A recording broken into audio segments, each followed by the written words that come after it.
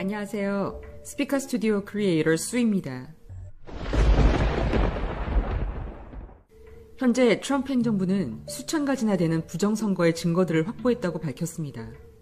트럼프 대통령과 그의 변호인단은 쏟아진 부정선거의 증거들을 바탕으로 경합지들의 개표 결과를 바로잡기 위한 법적 투쟁에 본격 착수했습니다.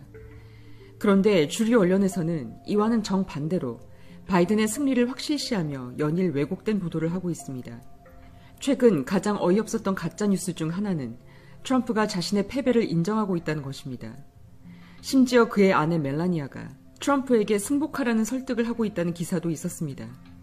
요즘 기자분들은 참 상상력도 풍부하십니다. 멜라니아의 공식 입장을 보여드리겠습니다. 이것은 최근 멜라니아 영부인의 트위터에 올라온 글입니다. 본문에 따르면 모든 미국 시민을 위해 공정한 선거를 치러야 합니다. 모든 합법적 투표만이 개표되어야 합니다. 우리 모두는 완전한 투명성으로 민주주의를 지켜내야 합니다. 지난 월요일부터 부정선거에 관한 조사와 재판이 시작되었으며 현재 활발히 진행 중에 있습니다. 트럼프 대통령이 권력을 내려놓을 일도 절대 없을 것입니다. 특히나 백악관 측이 이번 선거 결과에 승복했다는 언론은 모두 거짓입니다. 아직 결과가 나오지도 않았거니와 본격적인 미국 대선은 아직 시작도 안 했습니다. 무엇보다도 언론이 바이든을 향해 당선된 대통령이라는 표현을 쓴다고 해서 그가 대통령이 될 수 있는 것이 절대 아니라는 사실을 명심하셔야 하겠습니다. 누가 승리하건 간에 부정선거는 민주주의의 근간을 위태롭게 하는 행위입니다. 반드시 진위 여부를 밝혀내서 그때 비로소 진짜 대통령을 치하해도 늦지 않습니다. 지난 방송에 이어 현재 미 대선과 관련하여 현지에서 일어나고 있는 일들에 대해서 알려드리겠습니다. 이번 미국 대선은 참으로 이상한 선거였습니다. 죽은 자가 투표를 하질 않나 해당 카운티의 거주민보다 더 많은 수가 개표되기도 했습니다.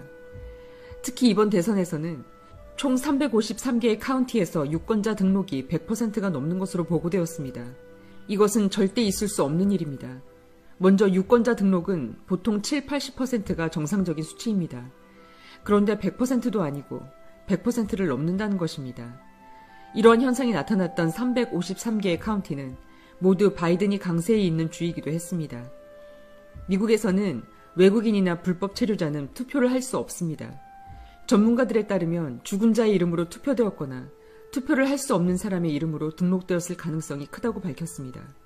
전 뉴욕시장이자 현 트럼프 대통령 변호인단 중 한 명인 루디 줄리아니의 트윗에 따르면 펜실베니아 주에서만 최소 2만 1000명의 사망자 투표가 개수되었는데 그중 9212명의 등록자는 사망한 지 적어도 5년 되었고 1990명은 사망한 지 10년이 넘은 사람들이었으며 197명은 사망한 지 20년 이상 지났다고 합니다.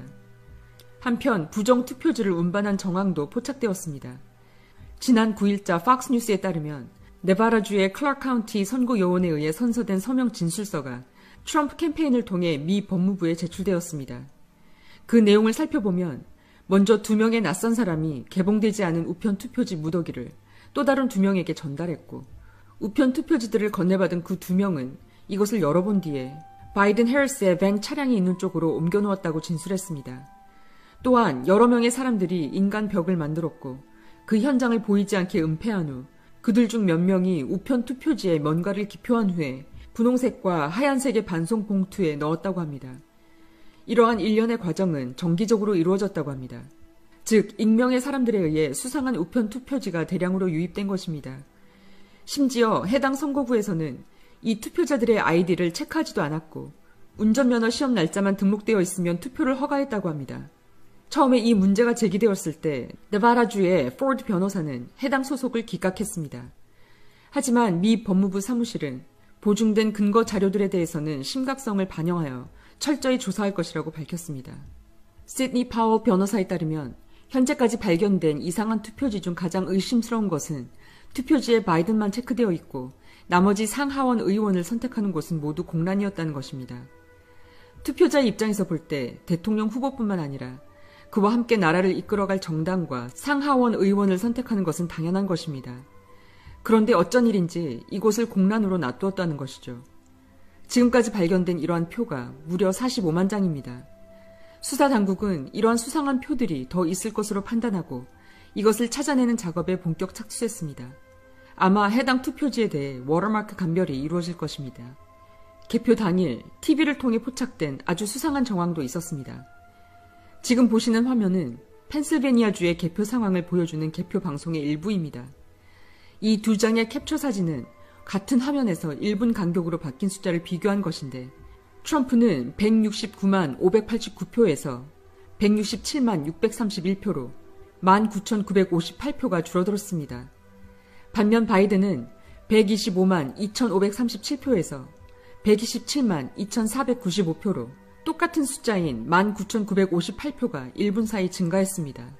즉 트럼프는 같은 시간 동안 19,958표를 잃었고 바이든은 똑같은 19,958표를 얻은 것입니다. 어떻게 이처럼 똑같은 숫자의 증감이 일어날 수 있었을까요? 제보자에 따르면 이것은 컴퓨터 해킹에 의한 것이며 이러한 숫자의 조작은 해킹으로 인해 충분히 가능한 것이라고 밝혔습니다. 그렇다면 이번 대선에 사용된 소프트웨어가 도대체 무엇이길래 이런 조작을 가능하게 했을까요? 미시간주 역시 전자 소프트웨어를 이용해서 트럼프의 표를 바이든의 표로 훔쳐갔다는 폭로가 나왔습니다. 미국 시간 6일 밤 팍스뉴스의 칼럼니스트 카일 베커는 트럼프에서 바이든으로 표를 바꿔치기 한 소프트웨어는 다미니언이라고 밝혔습니다. 현재까지 미시간주 한 개의 카운티에서 트럼프의 표 6천여 장이 바이든의 표로 집계된 것으로 알려져 있습니다. 부정선거에 사용된 소프트웨어인 도미니언을 폭로한 카일 베커는 이 소프트웨어가 펜실베니아를 포함한 30개의 주에서 사용됐다며 이번 미국 대선의 모든 접전지에서는 바로 이 도미니언 시스템이 사용되었다고 폭로했습니다. 미시건의 89개 카운티 중 최소 47개 카운티에서 이 소프트웨어가 사용되었으며 만약 밝혀진 것처럼 한 개의 카운티에서 6,000표를 조작했을 경우 미시건 전체에서 최소 30만 표가량이 조작되었을 가능성이 있는 것입니다. 이 수치는 미시건주에서 트럼프의 우세가 바이든 쪽으로 뒤집어질 만큼 큰 숫자입니다. 다미니언은 미국 3대 선거 소프트웨어 회사 중 하나로 중국의 프로그램을 도입한 것으로 전해지고 있습니다. 미시건 카운티들의 절반, 미 전역 30여 개 주에서 사용한 투표기와 개표기의 소프트웨어는 모두 도미니언 보팅 시스템의 제품입니다. 도미니언은 캐나다에서 설립되었고 미국에서 주로 영업해왔는데 이 회사는 사실 중국 소유입니다. 때문에 도미니언이 부정선거에 악용될 우려가 있다는 보도가 지난해 12월부터 나온 바 있습니다. 만약 도미니언 보팅 시스템의 소프트웨어가 조직적인 부정선거에 이용된 의혹이 확인되고 이에 중국까지 개입한 것으로 드러난다면 대선 무효까지 초래할 수 있는 사안으로 꼽히고 있습니다. 도미니언은 미국 내에서 무려 28개 주에 납품을 하고 있으며 전 세계 상위 20개국 중 9개의 국가에 선거 시스템을 납품하고 있습니다. 더 놀라운 사실은 미 하원 의원장인 민주당 낸시 펠로시의 남편이 이 회사에서 근무하고 있다는 사실입니다. 이 회사는 미국 민주당과 깊게 연루되어 있습니다. 특히 이 회사는 클린턴 재단이 2014년부터 지원해왔으며 낸시 펠로시 최측근이 이 회사와 의회 사이에서 라비스트로 일해왔습니다. 2015년에는 클린턴 재단에 25,000달러에서 5만 달러 상당의 기부를 하기도 했습니다. 이 도미니언의 위험성에 대해서는 올해 초 유력 통신사인 블룸버그에서도 다뤄진 바 있습니다. 미국 하원에서 올해 초 중국산 장비를 쓰지 않기로 결정을 했으나 결국 개표장에서는 무슨 이유에서인지 중국산 소프트웨어가 쓰이고 있었다는 주장이 나오고 있는 상황입니다. 일부 몰표에 의해 대선 결과가 잘못된 것뿐만 아니라 이처럼 전방위적인 조작이 있었다면 이것은 정말 심각한 문제입니다. 트럼프 대통령이 이번 대선에 대해 법적인 소송을 불사하겠다는 방침을 굳힌 가운데 재개표 과정에서 개표 시스템에 문제가 발견될 경우 파장은 엄청날 것으로 예상됩니다. 만약 도미니언 보팅 시스템이 문제를 일으켰다는 증거가 단 한 군데라도 나올 경우 미 전역에서 도미니언 시스템이 사용된 선거구를 재개표해야 할 것이며 이는 선거 무효로 이어질 수 있습니다. 트럼프 대통령은 중국 소프트웨어의 발전과 미국 내 좌익 세력이 득세로 인한 부정선거에 대해 준비를 철저히 해왔습니다. 2018년 9월 12일 그는 미국의 선거에 외국이 개입할 경우 강력한 제재를 가하는 행정명령을 미리 내렸습니다. 만약 이번 대선이 부정선거였다는 사실이 밝혀진다면 2016년 트럼프의 대선에 러시아가 개입했다고 올가미를 씌우려고 했던 힐러리와 민주당은 같은 이슈로 엄벌을 받게 되는 것입니다. 조지아주 풀턴 카운티에서는 13만 2천 명의 투표가 투표 부적격자들에 의해 이루어진 정황이 포착되었습니다. 만약 이들 투표용지가 부적격으로 인정될 경우 조지아주는 트럼프 대통령의 승리가 확실시될 전망입니다. 아직 당선이 확정되지도 않았고 부정선거에 대한 수사가 완료되지 않은 상태에서 특정 후보의 대통령 당선을 보도하는 언론의 행각은 옳지 않습니다. 특히 의심을 받고 있는 당사자들과 유착된 언론이 이런 거짓 선동을 한다면 그 의혹은 점점 더 확산될 수밖에 없습니다. 현재 목격자의 증언들이 넘쳐나고 있으며 비밀을 폭로하는 자들도 대거 등장하고 있는 상황입니다. 또한 물리적인 증거들도 무수히 많기 때문에 현재 이것을 가려내기 위한 소송이 신속히 진행 중입니다. 그리고 트럼프 대통령은 지난 7일 백악관 공식 성명 이후 골프를 즐기는 모습이 포착되기도 했습니다. 현재 백악관은 트럼프 2기 내각 출범을 준비하고 있으며 트럼프의 대규모 유세 또한 준비 중이라고 밝혔습니다. 점점 확실해져가는 사실은 트럼프 대통령이 분명 상대의 전곡을 찌를 만한 카드를 갖고 있다는 것입니다.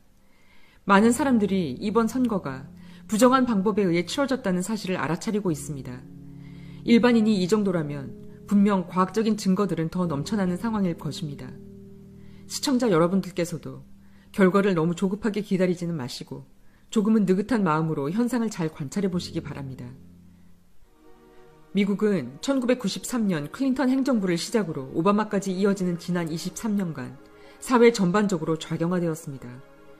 이번 미국 대선을 보면서 그 23년이라는 긴 시간 동안 이들이 어느 정도로 치밀하게 자신들의 시스템을 구축해왔는지 알 수 있습니다.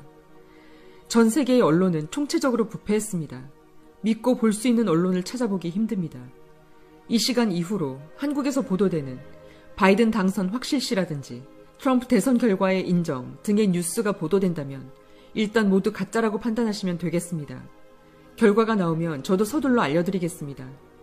아무리 정계와 언론이 유착되어 있다고 할지라도 이런 식의 악의적인 오보들은 과거 구소련이 써먹었던 프로파간다와 다를 바가 없는 것입니다. 국민을 지키는 국가를 만들려면 먼저 국민이 국가를 지켜내야 합니다. 우리가 원하던 원치 않았든 간에 지금 우리는 그런 시대를 거쳐가고 있습니다.